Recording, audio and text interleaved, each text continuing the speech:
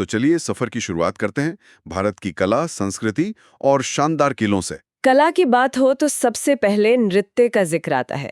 Notes में पहला नाम है गराडी लोक नृत्य। ये कहाँ का है और इसमें ऐसा क्या खास है? देखिए, गराडी लोक नृत्य जो है वो पुडुचेरी का है और इसकी खासियत इसकी कहानी में छिपी है। अच्छा। इसकी जड़ें रामायण से जुड़ी हैं। ऐसा माना जाता है कि जब भगवान राम ने रावण पर विजय प्राप्त की थी तो वानर सेना ने खुशी में ये नृत्य किया था। अरे वाह। हाँ, ये विल्यानूर मंदिर से शुरू हुआ और आज भी पुडुचेरी की सांस्कृतिक पहचान का एक बहुत बड़ा हिस्सा है। तो मतलब ये सिर्फ एक डांस नहीं बल्कि एक कहानी कहने का जरिया भी है। नोट्स में कुछ और राज्यों के भी लोक नृत्य दिए गए हैं। हाँ, भारत की यही तो खूबी है। हर कुछ किलोमीटर्स पर संस्कृति बदल जाती है। सही बात है। जैसे लक्षद्वीप में लावा और परिचकली, ये बहुत ऊर्जा से भरे नृत्य हैं। फिर जम्मू कश्मीर में दुम्हल, रौफ और हिकात जैसे नृत्य हैं जो वहाँ के मौसम और जीवन शैली को दिखाते हैं। और लद्दाख में स्पाओ और बाल्टी नृत्य हैं। और अगर हम पूर्व की तरफ चलें तो पश्चिम बंगाल में जात्रा और काठी बहुत लोकप्रिय हैं। और त्रिपुरा में चेरक और बिझारी। एक और दिलचस्प नृत्य है गंभीरा। ये एक मुखौटा नृत्य है। इसमें कलाकार अलग अलग किरदार निभाने के लिए मुखौटे पहनते हैं। अच्छा। नृत्य और संगीत के बाद तो खाने की बात होनी ही चाहिए। नोट्स में बालचो और सोरपोटेल का जिक्र है। ये नाम तो बड़े अनोखे लग रहे हैं। ये गोवा के पारंपरिक व्यंजन है और इनमें पुर्तगाली प्रभाव साफ साफ दिखता है। बाल्चो एक तरह का अचार है जो झींगे से बनता है और सोरपोटेल एक मांसाहारी करी है। हर राज्य का अपना एक खास स्वाद होता है। बिल्कुल। मेघालय का जादुआ चावल और मांस से बनता है। बिहार का लिट्टी चोखा तो अब पूरी दुनिया में मशहूर हो गया है। हाँ, वो तो है। वैसे ही झारखंड का धुसका, पश्चिम बंगाल का आलू पोस्तो और महाराष्ट्र का श्रीखंड, ये सब वहाँ की पहचान है। ये लोक नृत्य और व्यंजन हमें किसी भी जगह की संस्कृति की आत्मा से मिलाते हैं और उस संस्कृति की रक्षा करने वाले मूक पहरी होते हैं वहाँ के किले। तो चलिए शुरुआत मेहरानगढ़ किले से करते हैं। बिल्कुल नहीं। हैदराबाद का गोलकुंडा किला अपनी बनावट और आप कह सकते हैं ध्वनि विज्ञान के लिए प्रसिद्ध है। तो उत्तर प्रदेश का कालिंजर किला इतिहास में अपराजेय माना जाता था। पंजाब का किला मुबारक भी खास है। हाँ, वो इसलिए भी खास है क्योंकि यहीं पर रजिया सुल्तान को कैद किया गया था। ओह, ये एक जरूरी तथ्य है। और राजस्थान के किलों को लेकर एक बहुत ही खास बात है ना, यूनेस्को से जुड़ी हुई। बिल्कुल सही। ये एक बहुत महत्वपूर्ण तथ्य है परीक्षा के लिहाज से। 2013 में यूनेस्को ने राजस्थान के 6 पहाड़ी किलों को एक साथ विश्व धरोहर स्थल का दर्जा दिया था। अच्छा, एक साथ 6 किलों को? जी हाँ, ये कोई एक किला नहीं बल्कि किलों का एक समूह है। इनमें चित्तौड़गढ़, कुंभलगढ़, रणथंबोर, जैसलमेर, आमेर और गागरौन ये सब शामिल है। वाह, ये किले तो राजपूतों की वीरता की कहानी कहते होंगे। उनकी वीरता, उनकी वास्तुकला और उनकी पूरी जीवन शैली की कहानी कहते हैं। चलिए अब संस्कृति से आगे बढ़कर भाषाओं और कुछ महत्वपूर्ण तारीखों पर नजर डालते हैं। नोट्स में कुछ जनजातीय भाषाओं का जिक्र है, जैसे एरावल्ला, कादर और मुदुर। ये तीनों भाषाएं तमिलनाडु की जनजातियों द्वारा बोली जाती हैं। अच्छा। भारत में ऐसी सैकड़ों भाषाएं हैं जो मुख्य धारा से अलग हैं, लेकिन हमारी भाषाई विविधता के बहुत अहम हिस्सा हैं। जैसे कर्नाटक में तुलु भाषा है, जिसके लिए अलग पहचान की मांग भी होती रही है। और पूर्वोत्तर में? पूर्वोत्तर में तो भाषाओं का खजाना है। अरुणाचल प्रदेश में नीशी और अपातानी है, त्रिपुरा में कोकबोरक है, असम में बोडो, मेघालय में खासी और गारो। भाषाओं के बाद अब बात करते हैं उन खास दिनों की जिन्हें हम मनाते हैं। विश्व पोलियो दिवस 24 अक्टूबर को है। जी। अक्टूबर का महीना और भी कई वजहों से महत्वपूर्ण लगता है। हाँ, अक्टूबर में कई महत्वपूर्ण अंतर्राष्ट्रीय और राष्ट्रीय दिवस पड़ते हैं। जैसे 5 अक्टूबर को हम अंतर्राष्ट्रीय शिक्षक दिवस मनाते हैं। और डाक दिवस? हाँ, फिर 9 और 10 अक्टूबर को डाक सेवाओं को समर्पित दिन है। 9 को अंतर्राष्ट्रीय डाक दिवस और 10 को राष्ट्रीय डाक दिवस। अच्छा। इसके बाद 16 अक्टूबर को अंतर्राष्ट्रीय खाद्य दिवस है और 20 अक्टूबर को अंतर्राष्ट्रीय सांख्यिकी दिवस। ये दिन हमें इन क्षेत्रों के महत्व की याद दिलाते हैं। और साल के आखिरी 2 महीनों नवंबर और दिसंबर में कौन से खास दिन हैं? नवंबर में 5 तारीख को अंतर्राष्ट्रीय सुनामी दिवस है, जो हमें प्राकृतिक आपदाओं के प्रति जागरूक करता है। और 19 नवंबर को? 19 नवंबर को अंतर्राष्ट्रीय शौचालय दिवस, जो स्वच्छता के महत्व को बताता है। फिर दिसंबर में 5 तारीख को अंतर्राष्ट्रीय मृदा दिवस, 10 को अंतर्राष्ट्रीय मानवाधिकार दिवस और 24 को राष्ट्रीय उपभोक्ता दिवस है। और साल के बिल्कुल अंत में 25 दिसंबर को अटल बिहारी वाजपेयी जी के जन्मदिन पर सुशासन दिवस और 26 दिसंबर को गुरु गोविंद सिंह जी के साहिबजादों की शहादत को याद करते हुए वीर बाल दिवस मनाया जाता है। ये तो बहुत सारी जानकारी हो गई। अब थोड़ा मैदान की तरफ चलते हैं, खेल और साहित्य की दुनिया में। टेनिस की बात करें तो विंबलडन का नाम सबसे पहले आता है। देखिए, विंबलडन की बात ये अलग है। ये सबसे पुराना ग्रैंड स्लैम है। 1877 में शुरू हुआ। इसकी पहचान है घास का कोर्ट और सफेद ड्रेस कोड। और कुल कितने ग्रैंड स्लैम होते हैं? टेनिस में कुल 4 ग्रैंड स्लैम होते हैं, जिन्हें मेजर भी कहा जाता है। विंबलडन के बाद 1881 में यूएस ओपन शुरू हुआ, जो हार्ड कोर्ट पर होता है। अच्छा। फिर 1891 में फ्रेंच ओपन, जो लाल बजरी यानी क्ले कोर्ट पर खेला जाता है। और सबसे नया है ऑस्ट्रेलियन ओपन, जो 1905 में शुरू हुआ और ये भी हार्ड कोर्ट पर होता है। आपने कोर्ट की सतहों का जिक्र किया, घास, हार्ड कोर्ट, लाल बजरी। क्या इससे खेल पर कोई फर्क पड़ता है? अरे बहुत ज्यादा। यही तो टेनिस की खूबसूरती है। विंबलडन की घास पर गेंद बहुत तेज और नीची रहती है, तो आक्रामक खिलाड़ियों को फायदा होता होगा। बिल्कुल। सर्व एंड वॉली खेलने वाले खिलाड़ियों को फायदा होता है। वहीं फ्रेंच ओपन की लाल बजरी खेल को धीमा कर देती है, गेंद ज्यादा उछाल लेती है। तो वहां सहन शक्ति की परीक्षा होती होगी। हाँ, वहां सहन शक्ति और जबरदस्त रणनीति की परीक्षा होती है। और हार्ड कोर्ट इन दोनों के बीच का एक तरह से संतुलन है। इसीलिए हर ग्रैंड स्लैम जीतना एक अलग तरह की चुनौती है। बिल्कुल। और इस चुनौती पर सबसे ज्यादा बार विजय पाई है सर्बिया के नोवाक जोकोविच ने, जिनके नाम 24 ग्रैंड स्लैम हैं। खेल के मैदान से अब शब्दों की दुनिया में आते हैं। रविंद्रनाथ टैगोर, उनका नाम आते ही गीतांजलि याद आती है। और आना भी चाहिए। गीतांजलि के लिए ही तो उन्हें 1913 में साहित्य का नोबेल पुरस्कार मिला था। और वो ये सम्मान पाने वाले पहले गैर यूरोपीय व्यक्ति बने थे। जी हाँ, लेकिन उनका लेखन का दायरा बहुत बड़ा था। नोट्स में उनकी किताब नेशनलिज्म का जिक्र है, जिसमें उन्होंने राष्ट्रवाद की अपनी एक अलग ही व्याख्या दी थी। और उनकी दूसरी रचनाएं? इसके अलावा काबुलीवाला, छोखेरबाली, द पोस्ट ऑफिस जैसी अनगिनत रचनाएं हैं, जो आज भी उतनी ही प्रासंगिक हैं। चलिए, अब देश की शासन व्यवस्था यानी राज व्यवस्था को समझते हैं। संसद में बहुत सारी समितियां होती हैं। इनमें सबसे बड़ी समिति कौन सी है? सबसे बड़ी संसदीय समिति है प्राक्कलन समिति या एस्टिमेट्स कमेटी। अच्छा। इसमें 30 सदस्य होते हैं। और सबसे महत्वपूर्ण बात यह है कि इसके सभी 30 सदस्य सिर्फ और सिर्फ लोकसभा से होते हैं। इसमें राज्यसभा का कोई सदस्य नहीं होता। सिर्फ लोकसभा से ही क्यों? क्या इसके काम में कोई ऐसी खास बात है? बहुत अच्छा सवाल है। इसका काम सरकार द्वारा पेश किए गए बजट के अनुमानों की जांच करना है। मतलब सरकार जो पैसा खर्च करने की योजना बना रही है, वो सही है या नहीं। और क्या उसमें बचत की जा सकती है? बिल्कुल। और जो कि बजट और पैसे से जुड़े मामले मुख्य रूप से लोकसभा के अधिकार क्षेत्र में आते हैं, इसीलिए इस समिति में सिर्फ लोकसभा के सदस्य होते हैं। इसका गठन कब हुआ था? इसका गठन 1950 में जॉन मथाई की सिफारिश पर हुआ था। और जो दूसरी प्रमुख समितियां हैं, जैसे लोक लेखा समिति, उनकी संरचना कैसी है? लोक लेखा समिति यानी पब्लिक अकाउंट्स कमेटी भी बहुत महत्वपूर्ण है। इसे प्राक्कलन समिति की जुड़वा बहन भी कहते हैं। अच्छा। इसमें 22 सदस्य होते हैं, 15 लोकसभा से और 7 राज्यसभा से। इसका काम है सरकारी खर्चों की जांच करना। मतलब पैसा खर्च होने के बाद ये देखना कि वो सही तरीके से खर्च हुआ या नहीं। तो एक समिति खर्च से पहले जांच करती है और दूसरी खर्च के बाद। बिल्कुल सही समझे। इसी तरह सरकारी उपक्रम समिति में भी 22 सदस्य 15+7 होते हैं।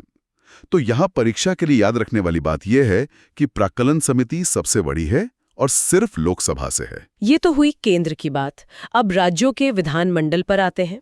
कुछ राज्यों में विधान परिषद भी होती है। जी। इसके सदस्यों का चुनाव कैसे होता है? ये प्रक्रिया काफी जटिल लगती है। हाँ, ये थोड़ा जटिल है, लेकिन इसके पीछे एक सोच है। विधान परिषद को हाउस ऑफ एल्डर्स भी कहा जाता है, जिसमें अलग अलग क्षेत्रों के अनुभवी लोग शामिल हों। इसीलिए चुनाव भी अलग अलग समूहों से होता है। बिल्कुल। 16 सदस्य तो सीधे राज्यपाल द्वारा मनोनीत किए जाते हैं, जो कला, साहित्य, विज्ञान जैसे क्षेत्रों से होते हैं। और बाकी सदस्य? बाकी सदस्यों में से 13 को विधायक चुनते हैं, 13 को स्थानीय निकाय जैसे नगरपालिका के सदस्य चुनते हैं, और बचे हुए 16 सदस्यों में से आधे यानी 1/12 को शिक्षक और बाकी 1/12 को स्नातक मतलब ग्रेजुएट्स चुनते हैं। तो इसमें समाज के हर वर्ग को प्रतिनिधित्व देने की कोशिश की गई है। अभी भारत के कितने राज्यों में ये व्यवस्था है? फिलहाल भारत के 6 राज्यों में विधान परिषद है। उत्तर प्रदेश, बिहार, महाराष्ट्र, कर्नाटक, आंध्र प्रदेश और तेलंगाना। और इसका प्रावधान संविधान के किस अनुच्छेद में है? इसका प्रावधान संविधान के अनुच्छेद 169 में है। और विधानसभा की सीटों के बारे में क्या नियम है? क्या कोई न्यूनतम और अधिकतम सीमा है? हाँ, अनुच्छेद 170 के अनुसार किसी भी राज्य के विधानसभा में 500 से ज्यादा और 60 से कम सीटें नहीं हो सकती। सबसे ज्यादा सीटें तो उत्तर प्रदेश में हैं। जी, 403 सीटें। लेकिन इस 60 सीटों वाले नियम के कुछ अपवाद भी हैं। छोटे राज्यों को ध्यान में रखते हुए ये छूट दी गई है। जैसे सिक्किम में सिर्फ 32 सीटें हैं, पुडुचेरी में 33 और गोवा व मिजोरम में 40-40 सीटें। अब आधुनिक भारत के इतिहास की ओर बढ़ते हैं। गांधी जी के आंदोलनों की बात करें तो उनकी पहली भूख हड़ताल कौन सी थी? गांधी जी की पहली भूख हड़ताल थी 1918 की अहमदाबाद मिल हड़ताल।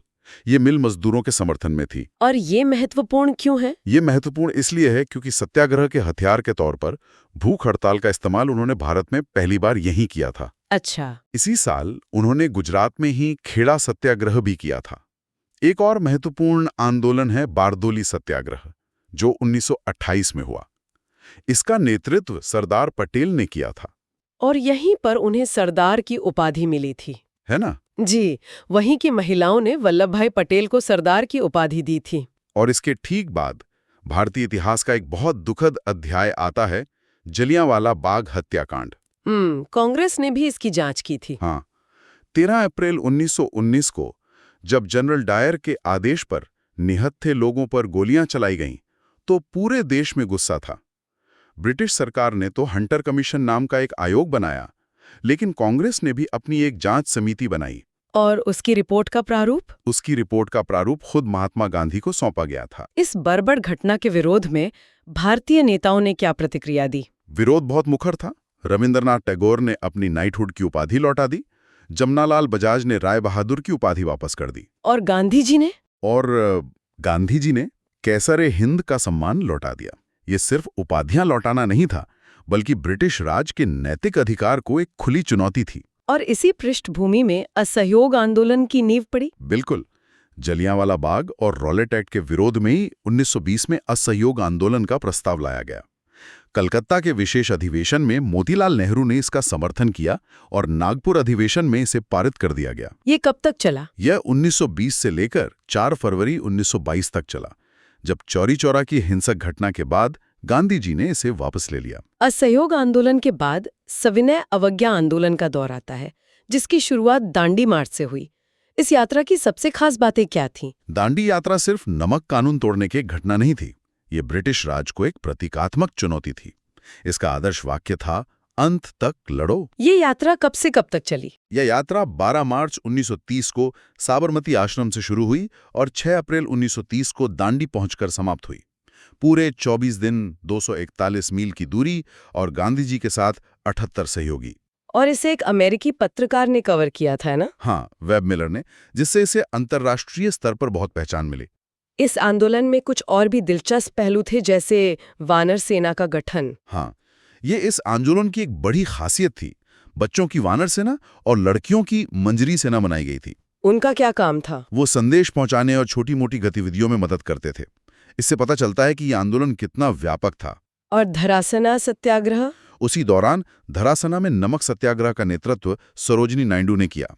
और एक बहुत बड़ी घटना तब हुई जब गढ़वाल रेजिमेंट के सैनिकों ने पेशावर में निहत्थे प्रदर्शनकारियों पर गोली चलाने के हुक्म को मानने से इनकार कर दिया था। इतिहास के बाद अब भूगोल की तरफ चलते हैं। भारत के औद्योगिक नक्शे पर नजर डालें तो रेलवे कोच फैक्ट्रियां कहाँ-कहाँ है? भारतीय रेलवे का नेटवर्क बहुत बड़ा है, तो इसके लिए कोच और पुर्जे देश के अलग अलग कोनों में बनते हैं। जैसे पंजाब के कपूरथला में रेल कोच फैक्ट्री है। और दक्षिण भारत में? तमिलनाडु के पेराम्बूर में इंटीग्रल कोच फैक्ट्री है, जहां वंदे भारत जैसी ट्रेनें बनती हैं। पहिए और एक्सल बेंगलुरु में बनते हैं और डीजल इंजन वाराणसी में। रायबरेली में भी एक फैक्ट्री है? जी, रायबरेली में भी एक आधुनिक कोच फैक्ट्री है। और अगर हम एल्यूमिनियम और तांबे जैसे प्रमुख खनिजों पर आधारित उद्योगों की बात करें? देखिए, एल्यूमिनियम के लिए हमारे पास कुछ बड़ी कंपनियां हैं, जैसे बैल्को 1965 में स्थापित हुई। उत्तर प्रदेश के रेणुकूट में हिंडाल्को का प्लांट है और भुवनेश्वर में नैल्को है। और तांबे के लिए तो खेतड़ी मशहूर है। सदियों से। और यहीं पर हिंदुस्तान कॉपर लिमिटेड HCL का मुख्य संयंत्र है। भूगोल में ही आगे बढ़ते हुए भारत की जनजातियों पर आते हैं। अंडमान और निकोबार की जनजातियां अक्सर चर्चा में रहती हैं। हाँ, क्योंकि वे आज भी अपनी आदिम संस्कृति को काफी हद तक संजोए हुए हैं। अंडमान में जारवा, ओंगे, सेंटिनीलीज जैसी जनजातियां हैं। और निकोबार में शोम्पिन और निकोबारी प्रमुख हैं। ये भारत की सबसे पुरानी जनजातियों में से हैं। इनके अलावा और कौन सी प्रमुख जनजातियां हैं? हर राज्य में अपनी विशेष जनजातियां हैं। जैसे तमिलनाडु में नीलगिरी की पहाड़ियों पर रहने वाली टोडा जनजाति, झारखंड में संथाल और मुंडा, और नागालैंड में रेंगमा।